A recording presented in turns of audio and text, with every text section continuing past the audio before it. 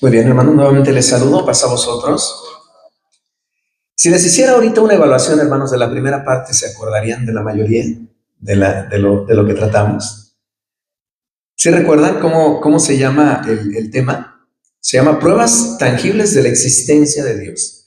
Y vimos un versículo al principio, que es Éxodo 21, donde antes de que Dios dé su santa ley, donde Dios dé su ley moral, dice el versículo 1, habló Dios todas estas palabras diciendo. Y a partir de esa frase, de el término Dios, la esencia de Dios, la persona de Dios, todo lo que estuvimos eh, comentando, predicando sobre por qué creemos en Dios, es en realidad tradición, es una convicción, o verdaderamente tenemos experiencia con Él. Vimos de tiempos peligrosos que nos ha tocado vivir, cómo la filosofía, la psicología, la cultura quiere mermar la fe cristiana. Pero esto es parte de la profecía de estos tiempos peligrosos que nos ha tocado vivir. Y vimos también que la Escritura nos dice que no es algo nuevo, que desde tiempos antiguos se hablaba de esta necedad, la necedad que consiste en no creer en Dios. Ante algo tan evidente, hay quien de manera necia, es decir, con la palabra kesil, que es en el hebreo, sin sabiduría, sin razonamiento, sin inteligencia, están empecinados en que Dios no existe. Por eso hay ateísmo, por eso hay escepticismo. Pero hoy vamos a ver 7 pruebas tangibles de la existencia de Dios. Número 1, el diseño divino. Es el más conocido y vamos a ver el argumento de la Escritura en Romanos 1, verso 19 y 20. ¿Estamos ahí? Afirmen con un amén. Romanos 1, 19 y 20.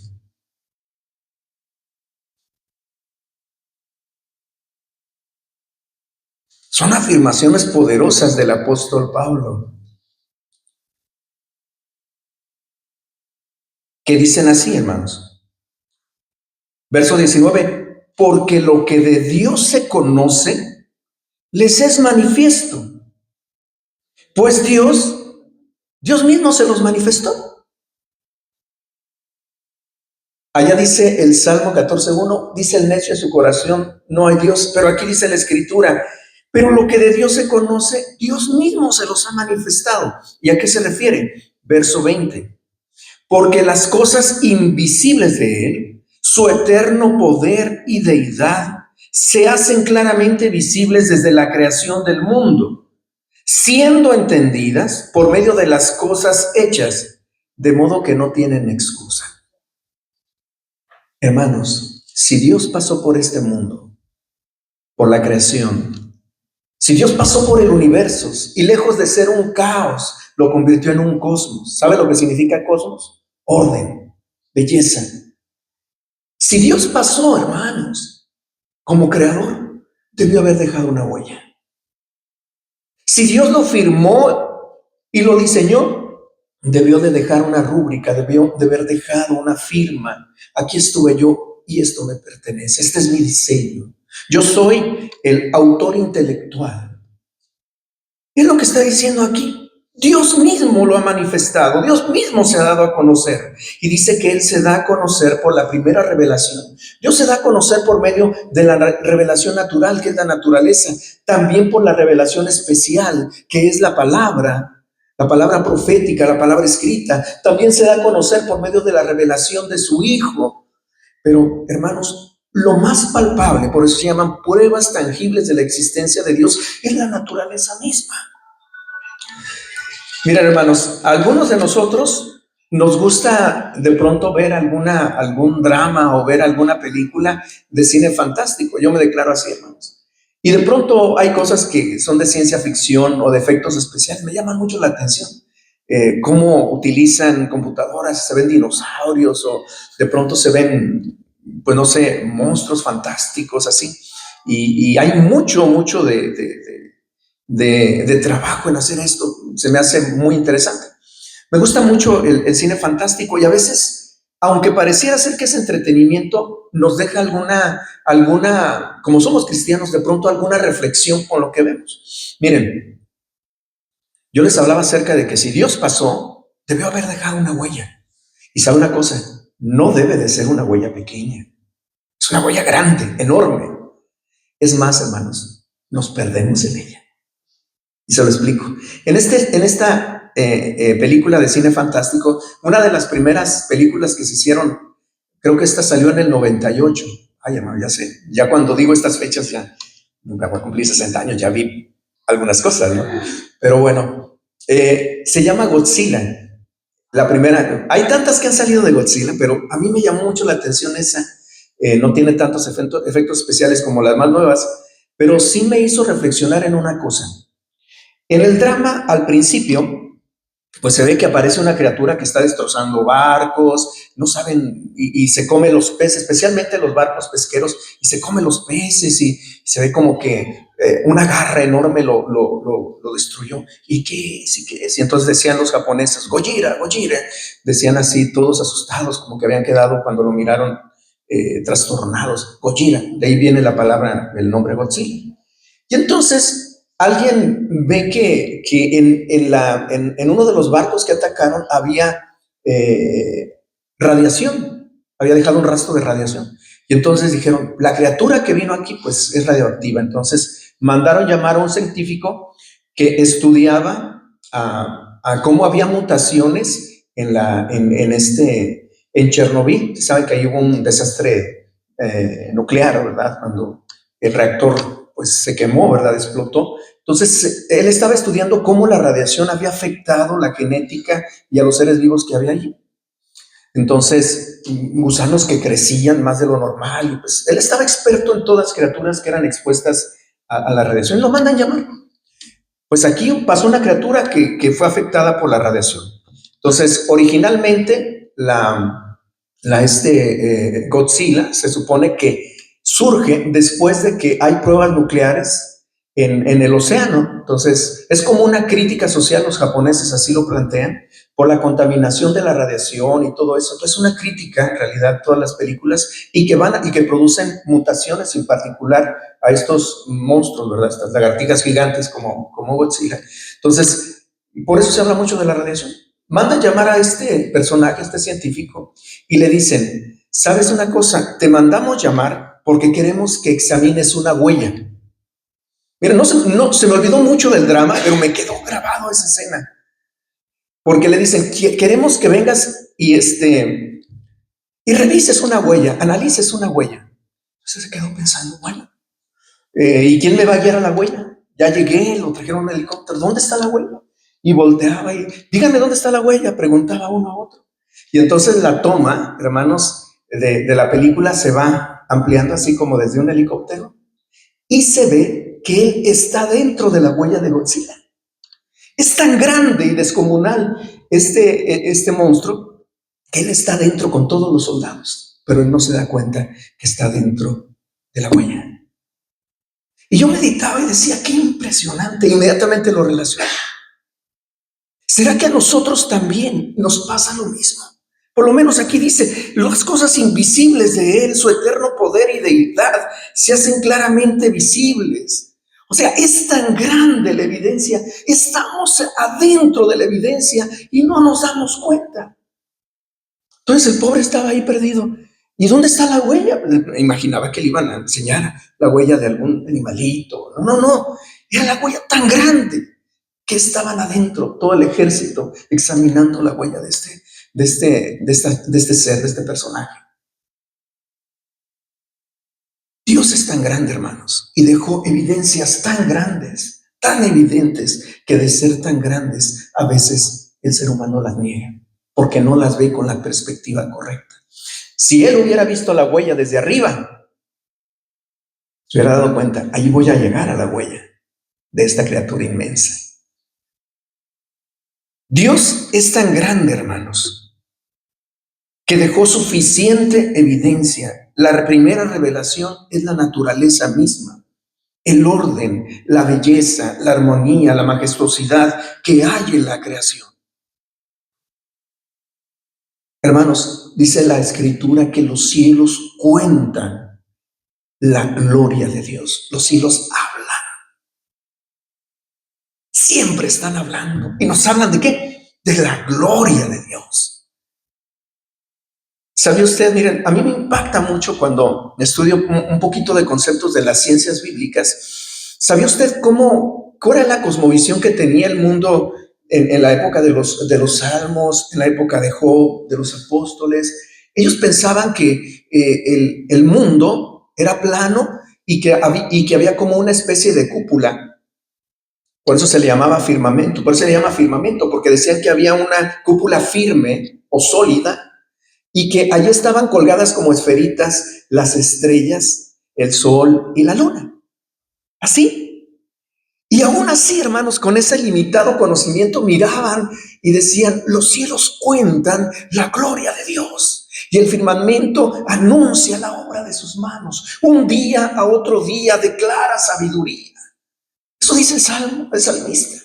Y dice también, cuando veo los cielos, obra de tus dedos, el cielo, la luna y todo lo que tú creaste, digo, ¿qué es el hombre para que tengas de él memoria y el hijo del hombre para que lo visites? Eres tan enorme, tan grande y nosotros tan pequeños y aún así tienes cuidado de nosotros.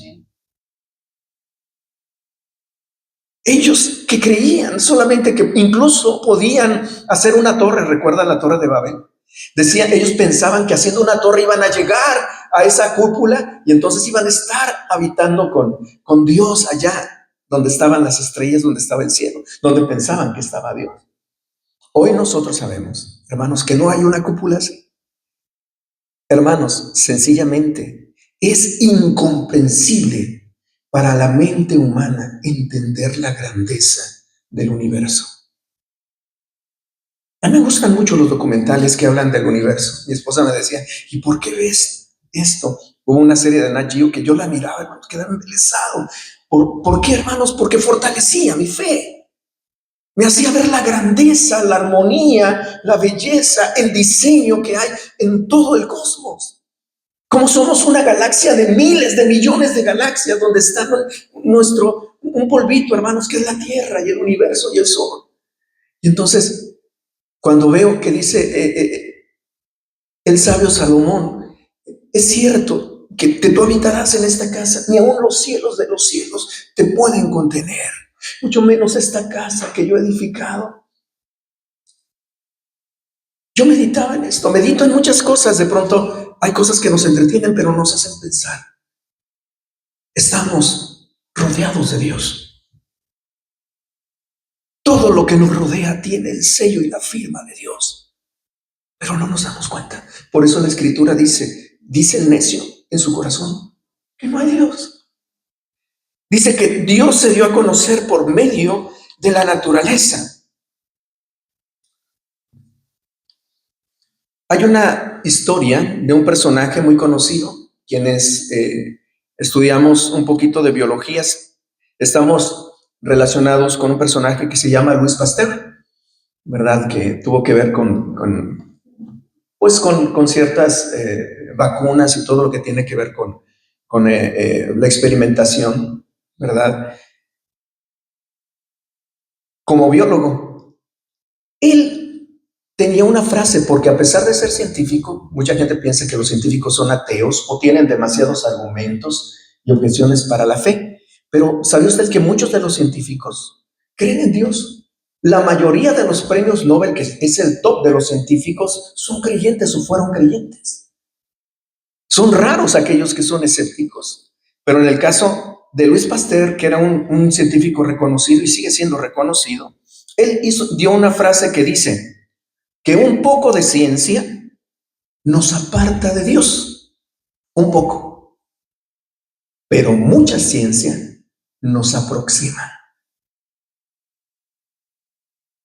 Cuando yo le digo, veo estos documentales y veo la inmensidad y el orden, toda la energía que hay, cómo es que se formó todo.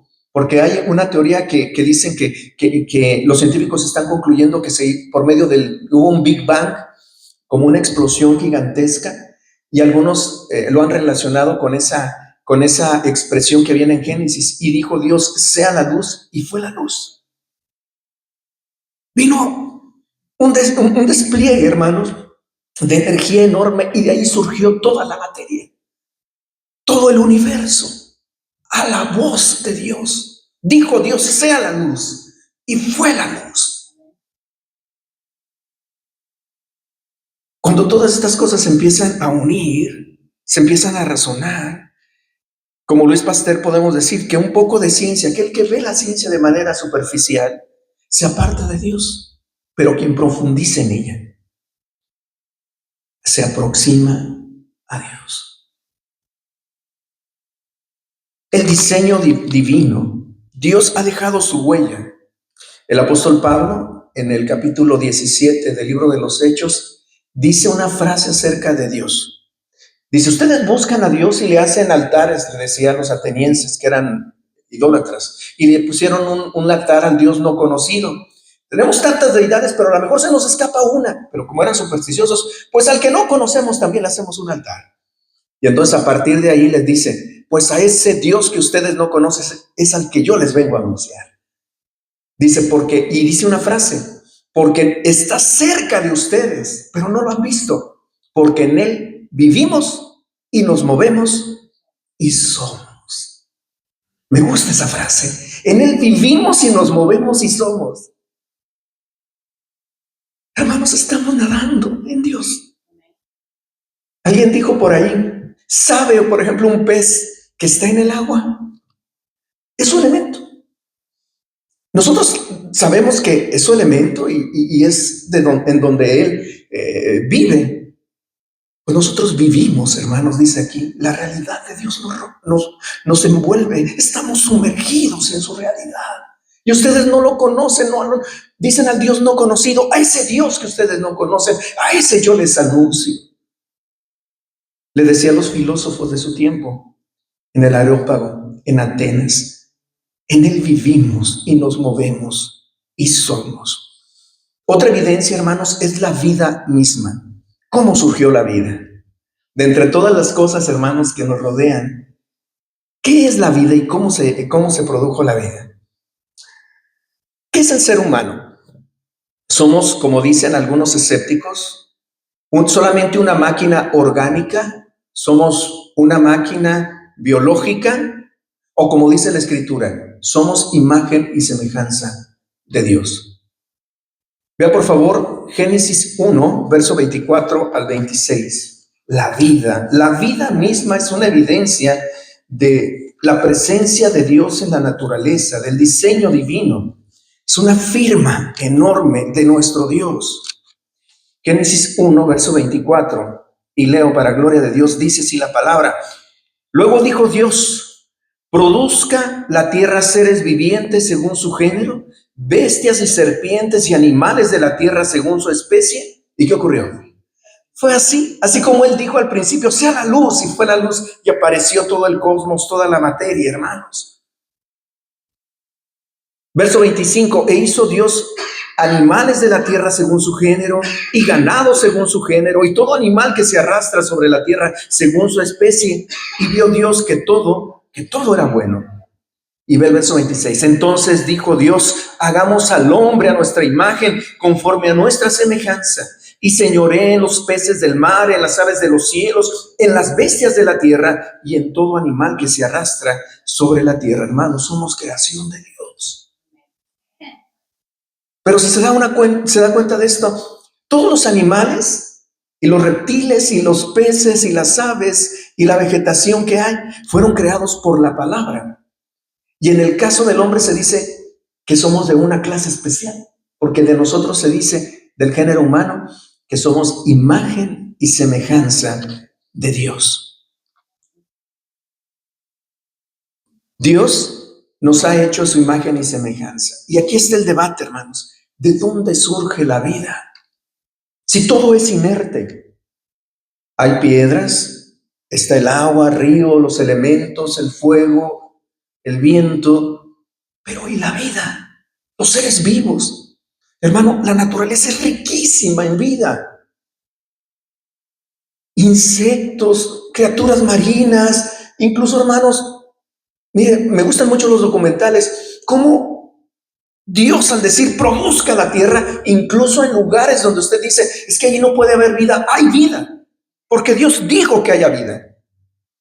¿Sabe usted que incluso en volcanes, en lugares sumergidos bajo del mar, también hay volcanes? Y hermanos, pues son temperaturas extremas y hay allí azufre y hay cosas corrosivas, pues aún allí, hermanos, aún allí hay vida, hay seres vivos. Y usted ve el vapor ahí, se van a quemar, no se queman porque Dios dijo, produzca la tierra aún en los volcanes.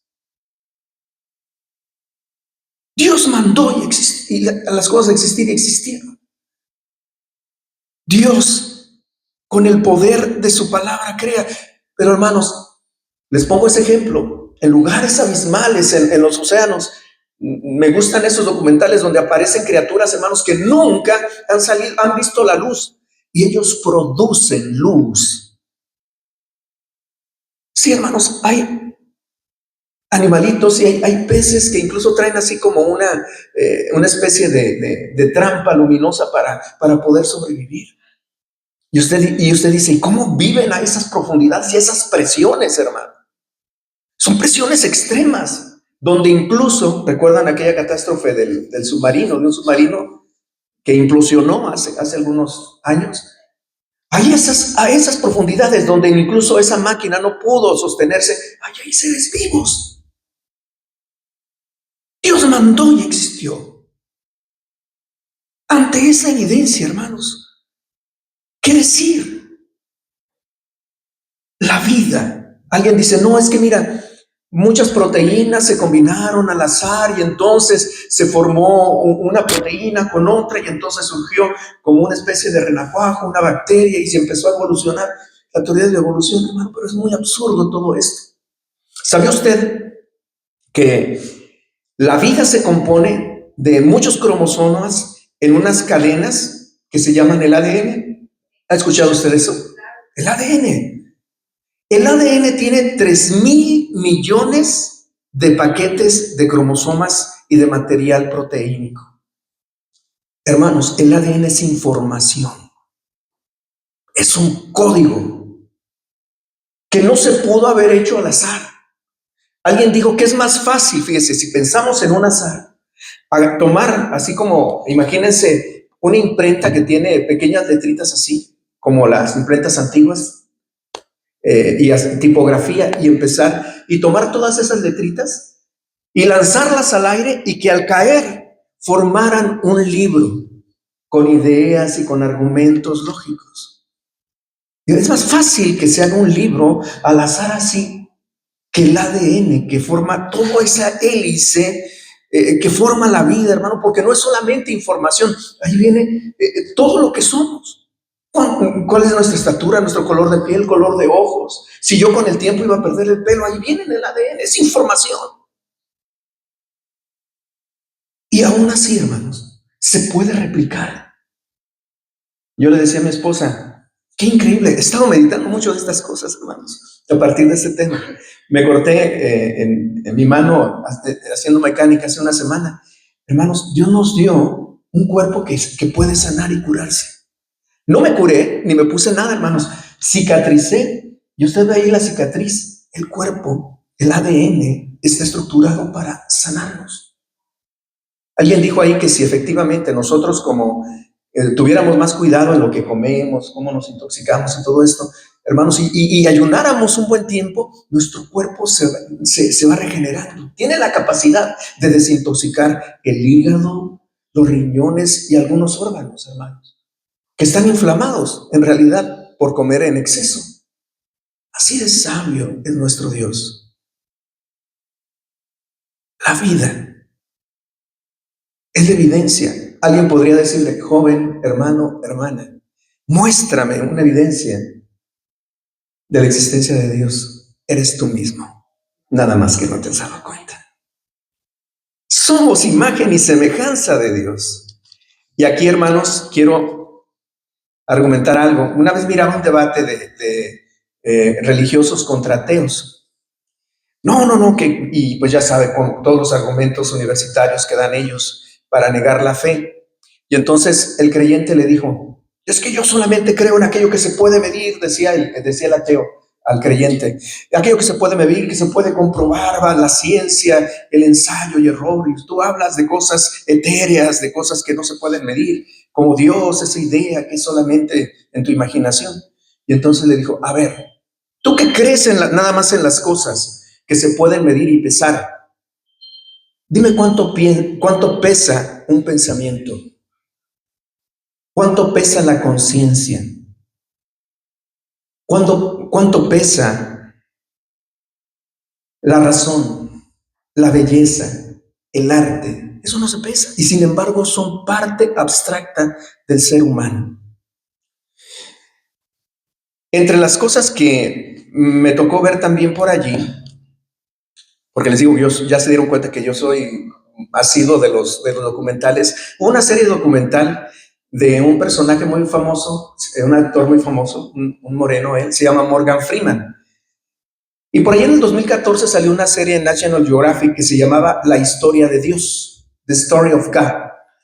Y yo estaba esperando, hermanos, los capítulos, porque él lo que hacía era ir por todo el mundo, convivir con todo tipo de religiones. Se iba a la India, se iba a China, estuvo en Estados Unidos, incluso hasta con gente que vivía fes esotéricas y espiritualistas, y se metió a unas mega iglesias cristianas también y les hacía preguntas. ¿Cómo experimentan ustedes a Dios? Y les hacía preguntas. Y él en muchas cosas se burlaba también, porque al parecer él no es escéptico, sino agnóstico. ¿Sí sabe lo que es el agnosticismo? Ser agnóstico. Ser agnóstico implica que solamente creerán en Dios si hay suficiente evidencia. O sea, que tienen como una puerta abierta hacia la fe. Pero el que es ateo o escéptico, efectivamente, él niega definitivamente cualquier realidad de Dios. El agnosticismo, entonces, es al parecer lo que él cree. Entonces él hacía preguntas. Y llega un momento, después en la serie, cuando empieza a preguntar acerca de las evidencias que tiene cada religión sobre la existencia de Dios, y él hace una pausa y dice, caray, me está ayudando mucho preguntar, porque me dieron un argumento del cual yo no puedo yo tener objeción. ¿Y sabe qué es? La naturaleza abstracta del ser humano. Es una evidencia, hermano, la escritura, nosotros lo entendemos, somos imagen y semejanza de Dios, tenemos conciencia, razón, capacidad de amar, capacidad de crear, de experimentar espiritualidad, pero hermanos, una característica más, de ser empáticos, solidarios e incluso, fue lo que a él lo conmovió, lo cimbró.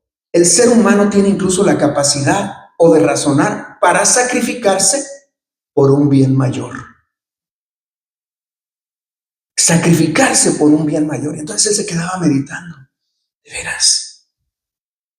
No hay ningún animalito, ninguna creación, bacteria o algo que tenga esta forma de conducirse. Quitarse el pan de la boca y darlo a una persona, aunque no la conozca, no le beneficie en nada. ¿Sabía usted que en la naturaleza, pues efectivamente se pelean por los alimentos? Es la ley del más fuerte. Así es la naturaleza. Pero en la naturaleza humana ocurre algo, una anormalidad, una anomalía. Hay empatía, solidaridad e incluso sacrificio por el prójimo.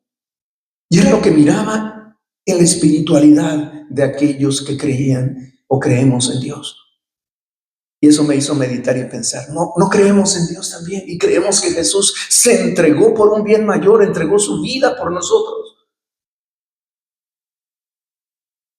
La historia de Dios, y él decía, de veras que esta es la mayor prueba, pero los creyentes no se dan cuenta. La naturaleza abstracta del ser humano. 4, vamos a entrar un poquito en las situaciones técnicas, porque como les decía, Luis Pasteur decía que mucha ciencia nos acerca a Dios. ¿Sabe usted que uno de los argumentos que hay es la entropía inversa? Tiene que ver mucho con el cosmos. Porque el caos implica desorden, pero el cosmos implica orden. Dios ordenó todas las cosas y les dio leyes físicas. Hay un ajuste fino en las leyes y en la energía que hay en el átomo y toda la naturaleza. Y si algún elemento de la gravedad o la fuerza nuclear fuerte o débil que forman el átomo se deslizara un poquito, hermanos, colapsa el universo. Dios lo formó y lo hizo así. Cuando se empieza a ver todas estas cosas, empiezan a razonar. Mire, en la evidencia 4 hablamos de la entropía inversa. ¿Qué es esto? Esta palabra de entropía. La entropía en física implica, por ejemplo, si yo tengo un vaso y lo arrojo al piso, se rompe. Y es lo natural. Algo que tenía orden, si se expone a una agresión, pues se rompe. Pero no al revés, de que usted tome algo roto y que por sí mismo se haga nuevamente vaso. La entropía implica de que todo va hacia el desorden, hacia el caos, todo se destruye. Eso es la entropía. Las cosas se queman, las cosas se rompen, pero no al revés. Cuando hablamos de entropía inversa, implica, hermanos, que la vida no debería existir, que el mundo no debería tampoco existir. La naturaleza que nosotros vivimos y la belleza y la armonía, cómo están ajustadas las estaciones del año, el ciclo de la lluvia, nuestro mismo organismo, no deberíamos existir, porque somos de alguna manera una anomalía, una entropía inversa. De alguna manera todo va hacia el caos, hacia la destrucción, hacia el desorden, pero algo intervino para detener ese desorden, para ordenarlo, formar la naturaleza, formar el mundo y hacer la vida. Ese es otro ejemplo. Vean Isaías 45:18, por favor. Isaías 45:18.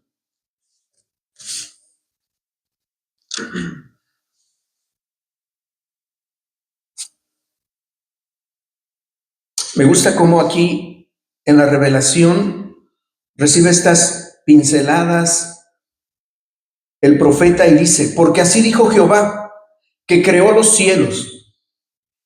Él es Dios, el que formó la tierra, el que la hizo y la compuso. No la creó en vano, para que fuese habitada la creó. Yo soy Jehová y no hay otro. Ahí está su firma, hermano. Yo soy Jehová. Dios creó todo, hermanos. Todo debería ir hacia el caos. Se habla de niveles de entropía con los científicos, pero en realidad, hermanos, todo lo que vemos es antiintuitivo hacia el desorden. Dios dijo que hubiera vida y la hay en las criaturas más pequeñas, hermanos. Deberíamos asombrarnos incluso hasta de la vida que hay en una hormiga, en una bacteria. Dios mandó y existió. Hermanos, Dios nos rodea con toda esta evidencia, más aún. Número 5, la física cuántica. Hermanos, esto es relativamente nuevo para todos aquellos que dicen, es que yo solamente creo en aquello que puedo ver, aquello que puedo tocar. La física cuántica, hermanos, nos habla de que la realidad que conocemos en realidad se materializa, sería una forma de resumirlo esto, al exponerse a un ser racional o consciente. La física cuántica nos habla de la naturaleza de lo más pequeño, del átomo, de las partículas atómicas, los neutrones, los electrones. Y entonces cuando empiezan a hacer experimentos los científicos con los electrones, se dan cuenta de que ocurren milagros a esa escala. Y entonces ahí se sorprenden. En la física cuántica, ¿qué es la materia? Dicen, ¿qué es, por ejemplo, la luz? La luz es material, son partículas o son ondas. Y empiezan a hacer experimentos. Y se dan cuenta de algo, hermanos. Es solamente un ejemplo de tantos ejemplos que dejan pasmados y sacuden a todos los escépticos, porque dejan a una máquina lanzando un haz de luz o de electrones sobre unas rendijas, una pared con rendijas, y del otro lado aparece como si fuera un patrón de una onda, así como un patrón de interferencia, una figura que se hacen con las ondas. Entonces, no, entonces la luz son ondas. Pero de pronto ponen una máquina a medir por dónde van pasando los fotones o los electrones, y entonces se convierten en partículas. Ya no son ondas, ahora son partículas. A ese experimento de los primeros de la física cuántica se le llama el experimento de la doble rendija. Y entonces quitan de medir, o sea, dejan de observar a un ser humano ese experimento y se vuelve a hacer onda. Y cuando vuelven a medir y se acerca un ser humano y empieza a medir, se convierte en partícula. Y entonces ellos se quedan sorprendidos. Pareciera ser que el universo y la materia se ajustan a la conciencia de aquel que lo observa. Sí. Y entonces muchos empiezan a confundirse. ¿Qué más cosas, fenómenos ocurren con la física cuántica? Hermanos, ya se dan cuenta, a mí me fascinan mucho estos temas. Que una partícula y un electrón puede ocupar dos lugares al mismo tiempo. Puede estar aquí y allá. ¿Cómo ocurre esto? Que puede haber incluso un enlace entre partículas. Puede haber una partícula que formaban parte de un sistema aquí en el planeta Tierra y puede estar en otra galaxia. Y lo que le ocurre a esta partícula afecta a aquella que está en la otra parte del universo. Hay una unión. Y entonces dicen, ¿por qué ocurre esto? A nivel de lo más pequeño. Como si estuviera ajustado el universo a una conciencia. ¿Por qué existe el universo ahora sí, volviendo al ámbito de la fe? Porque la conciencia suprema, que es Dios, la sostiene. Vean por favor Hebreos 1:3. Hermanos, es un tema apasionante. Hebreos 1:3. Y muchos de los físicos que estudian la física cuántica al final dicen, estos son milagros, son cosas que no podemos explicar.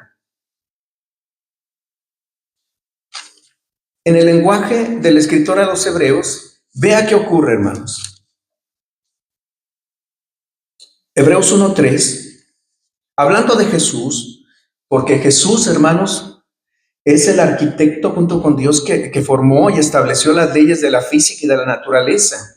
Dice, hablando de Jesús, el cual, siendo el resplandor de su gloria y la imagen misma de su sustancia, y quien sustenta todas las cosas con la palabra de su poder. Sí, hermanos, por su presencia se materializó todo. Sustenta todas las cosas con la palabra de su poder. Y habla, habiendo efectuado la purificación de nuestros pecados por medio de sí mismo, dice, él se sentó a la diestra de la majestad en las alturas. Podríamos quedarnos aquí, hermanos, y les podría dar tanta evidencia, porque mucha ciencia, hermanos, aviva la fe. No se puede explicar esto. Por el poder de la palabra, sustenta todas las cosas por la palabra de su poder. Ya estamos terminando, hermanos, y quiero comentarles esto. Hay mucha evidencia en la naturaleza, la vida, la naturaleza abstracta, interna, la forma de ser del ser humano, cómo se sacrifica por un bien mayor, la entropía inversa y la física cuántica. Pero yo creo que una de las mayores evidencias de la existencia de Dios es una experiencia con Él. Tener una experiencia con Dios. Alguien podría decir, ¿crees en Dios o tienes la certeza de que Dios existe? Vea que son dos dimensiones. Creer en Dios como que abre una puerta, sí creo, es una creencia, pero la creencia puede convertirse en certeza cuando Dios tiene contacto con nosotros. Y a veces alguien diría, no, pues es que quiero que se presente, quiero ver una luz, quiero ver algo material. No, hermano, no es así. Vea, Juan 15:16. Se los voy a decir de memoria, dice la Escritura, Jesús dice, no me elegisteis vosotros a mí, sino que yo os elegí a vosotros. Él quiere acercarse y nos elige y nos escoge y nos llama. Y experimentamos esa seguridad de llamado. Tenemos una experiencia con Dios. Juan 10:26 y 27 dice, mis ovejas oyen mi voz y me siguen. ¿Ha experimentado usted esto, hermanos? Yo sí, hermanos, y por eso estamos aquí. Y por eso nos esforzamos y damos lo mejor de nosotros y oramos, invertimos en el reino. ¿Por qué? Porque hemos tenido contacto con Dios, tenemos la afirmación de su llamado, hemos experimentado el poder de su presencia. Cuando nosotros tenemos esta experiencia con Dios, hermanos, y ahorita les voy a ser más específico, experimentamos la realidad del Espíritu Santo. Y entonces, hermanos, nadie nos puede mover. Dejamos de creer en Dios y tenemos la certeza de que Él existe porque nos ha tocado, nos ha bendecido. Hermanos, y aquí quiero hacerles una confesión. Yo no me canso en mi testimonio de decirles que yo me considero el más escéptico de todos ustedes, posiblemente, hermanos. Sí, así soy yo. Yo, de pronto me dicen, no, que ocurrió un milagro, que alguien esto. Yo lo cuestiono, hermanos. Yo siempre, desde mi forma de ser ha sido así, de cuestionarlo todo, de ponerlo en duda. Pero Dios en su misericordia, hermanos, como vio que me iba a perder con esta forma de ser, quiso tener un contacto conmigo para hacerme creyente. Yo les comento, hermanos, no es que esto sea un estándar y que todo el mundo lo tenga que experimentar. Pero yo teniendo 17 años, les comentaba en algún momento, tuve un sueño. Pero un sueño, hermanos, que no era un sueño normal, era un sueño fue un sueño muy largo, lleno de muchos símbolos, en los cuales yo me vi predicando, hermanos. Recién unos meses había escuchado un poquito de la Escritura y yo no conocía la Biblia. Y sin embargo, en el sueño, hermanos, Dios me mostró muchas escenas bíblicas. La venida de Él, la venida del reino. Vi a los redimidos vestidos con ropas blancas. Los vi, hermanos, que ellos venían avanzando vestidos de ropas blancas. ¿De dónde yo sabía esto si no había leído la Biblia? Y venían así del sur hacia el norte y sus pies no tocaban el piso. Una cosa fascinante. Yo lloraba en el sueño. Como yo era escéptico, todo lo cuestionaba. Dios quiso en su bondad que tuviera esta experiencia. Y vi a Jesús. Y esto es lo que me mantiene, hermanos, a pesar de la oposición, a pesar de tantas cosas.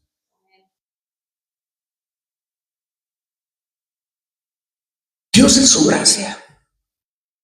A mí, hermanos, que en ese tiempo no solamente era escéptico, tenía un problema, hermanos, psicológico. No podía hablar, hermanos, en público. Sí, hermanos, compréndase. Aquí me puedo ver horas hablando y platicando y entablando amistades, pero yo no era así, hermanos. Era tímido, introvertido de una manera enfermiza. Eso me estaba afectando mucho en mis relaciones. Dios quiso que viniera a la iglesia, que superara todo esto, pero yo jamás me imaginaba que alguna vez Dios me permitiera predicar su palabra. En ese sueño, hermanos, por eso les digo, no hay nada más fascinante y más evidente de la existencia de Dios que tener contacto con Él o que Él nos llame. No me elegiste vosotros a mí, yo os elegí a vosotros, tener esa certeza. Yo miraba en mi sueño, hermanos, miré a Jesús, obviamente, eran los últimos tiempos, y Dios me dio 3 hojas. Hermanos, yo le pido al Señor, ¿cuáles son esas 3 hojas? Me dio 3 hojas, hermanos, tamaño carta, escritas, era escritura a puño, por los 2 lados, incluso hasta en los márgenes, hermanos, para que se aprovechara toda la hoja. 3 hojas escritas por ambos lados. Y me señaló el Señor y me dijo, mira, allá. Me señaló que entré a una escuela, allá. Entré a una tienda y Él iba conmigo. Nadie más iba conmigo sino Jesús. Y me decía, no vas a decir otra cosa más lo que está en esas hojas.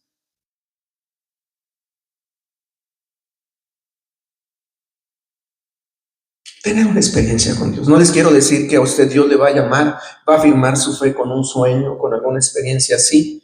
Pero yo creo, estoy seguro de esto, porque sabía lo incrédulo que yo era, cómo cuestionaba todas las cosas, que yo me podía perder. Él quiso tener un contacto conmigo. Hermano, yo desperté de ese sueño y no quería que terminara. Pues, hay tantas cosas que yo vi, que incluso hasta lo escribí el sueño para que no se me olvidaran los detalles, hermanos. Así de generoso es nuestro Dios. Hay tanta evidencia, hermanos, externa en la naturaleza, pero la mayor evidencia es la que el Señor hace cuando toca nuestro corazón.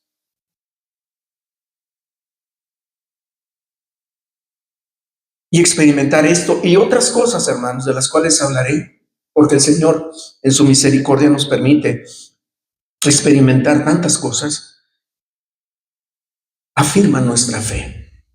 Hoy puedo decir, hermanos, no es que haya dejado de creer en Dios, ahora tengo la certeza de que Dios existe. Amén.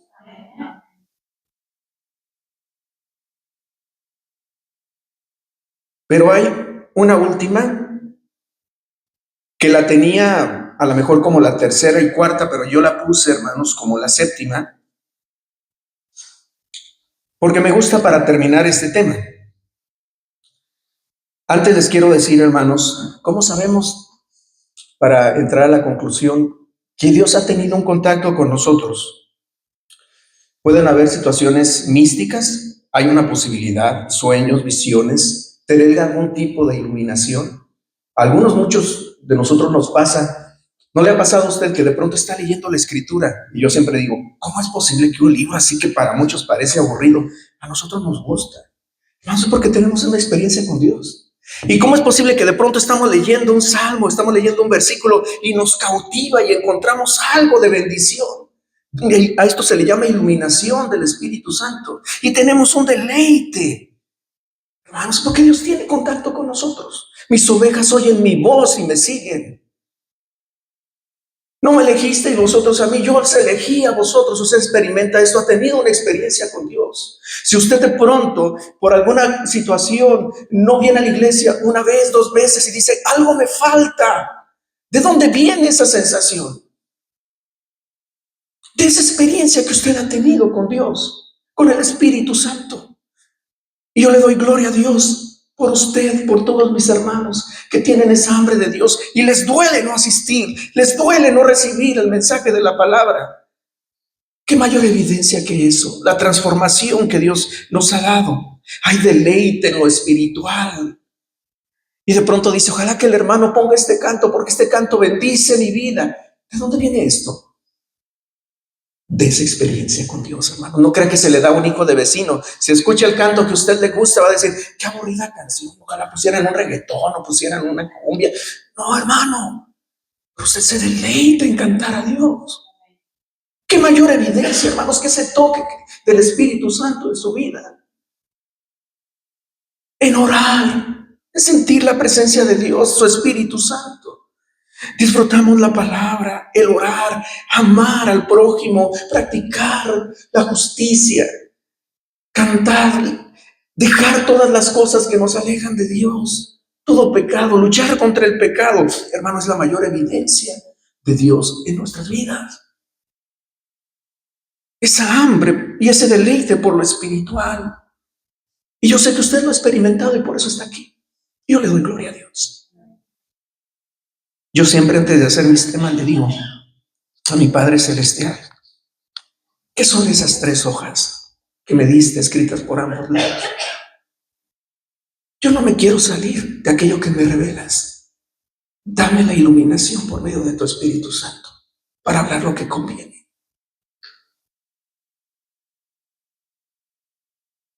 Y aquí estamos, hermanos, para compartir lo que Dios nos da. Pero como última evidencia, hermanos, y como les digo, creo que es una de las más importantes. Si lo experimentamos, Eclesiastés 3:11.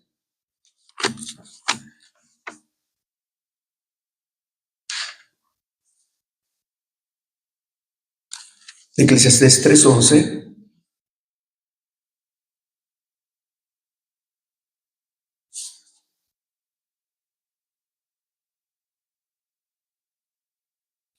¿Estamos ahí? Afirme con un amén. Dice así la Escritura. Todo, estamos hablando del Dios creador, todo lo hizo hermoso en su tiempo. Y vea qué más hizo. Ha puesto eternidad en el corazón de ellos sin que alcance el hombre a entender la obra que ha hecho Dios desde el principio hasta el fin. Tomo esto, hermanos. Dios ha puesto en el ser humano eternidad en sus corazones. Hermanos, una firma de Dios está en el corazón humano. No hay ser humano, aún hasta las religiones más primitivas, ignorantes y aisladas, hermanos, saben, tienen la certeza de que la muerte no es el fin. Puso eternidad en el corazón del hombre. Tienen una idea, hermanos, de la eternidad, de lo trascendente. Saben que va a haber retribución, que va a haber galardón para aquellos que se hayan comportado con justicia, según sea su forma de razonar, pero que también va a haber un castigo para aquel que ha hecho lo malo. En el corazón del hombre, no solamente de los creyentes, del ser humano en general. Incluso cuando se le pregunta a un ateo, bueno, ¿tú qué te imaginas si no crees en Dios, no tienes fe? ¿Qué va a pasar contigo cuando mueras? Entonces se quedan pensando. Pues la nada. Pero, ¿y tu conciencia? ¿Y tu historia? ¿Y si hiciste bien, hiciste mal? Pues la nada. No tienen, hermanos, argumentos. Pero dice la Escritura que Dios puso eternidad en el corazón del ser humano. Sabemos que hay trascendencia. Sabemos de alguna manera que hay juicio. Esta es una evidencia, hermanos, escrita en el corazón de cada uno de nosotros. ¿Creer o no creer? Y termino con esta ilustración. ¿Han escuchado ustedes de la apuesta de Dios? La apuesta de Dios, hermanos, es un razonamiento filosófico de otro científico, de Blaise Pascal. ¿Se acuerdan de las leyes de Pascal en física? Es un científico muy notable. La apuesta de Dios, ¿en qué consiste? ¿Creer o no creer? Y él razona. Si yo creo en Dios y existe, entonces lo gano todo. Si no existe, pues no pierdo nada. Si no creo, apuesto a que no creo, pero existe, lo pierdo todo. Si no existe, igual no pierdo nada. Y entonces él concluye y dice, si fuera así, incluso nos conviene creer, porque es ganar.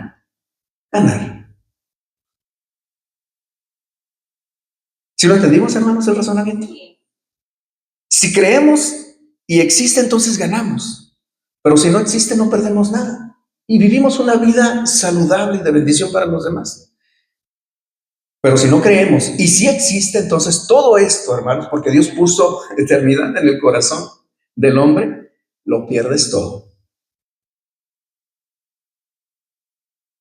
Esta es la apuesta de Dios. Dice, si fuera por apuestas, nos conviene incluso apostar a creer tan solo por sobrevivencia.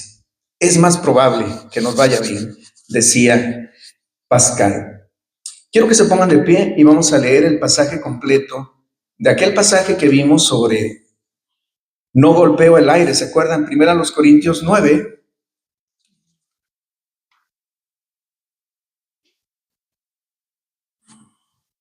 Versículo 24 al 27. Después de todo lo que hemos visto, vea esta confesión, afirmación de su convicción en la vida cristiana, en la fe del apóstol Pablo, que debe de ser nuestra también. Leo 1 Corintios 9, verso 24. ¿No sabéis que los que corren en el estadio, todos a la verdad corren, pero uno solo se lleva el premio? Corred de tal manera que lo obtengáis. ¿Lo vamos a hacer, hermanos? Todo aquel que lucha, estamos luchando, de todo se abstiene. Ellos a la verdad para recibir una corona corruptible, pero nosotros una incorruptible. ¿Podemos decir amén? Y vean, así que yo de esta manera corro, no como a la aventura. De esta manera peleo, no como quien golpea el aire, sino que golpeo mi cuerpo y lo pongo en servidumbre, no sea que habiendo sido heraldo o ejemplo para otros, yo mismo venga a ser eliminado.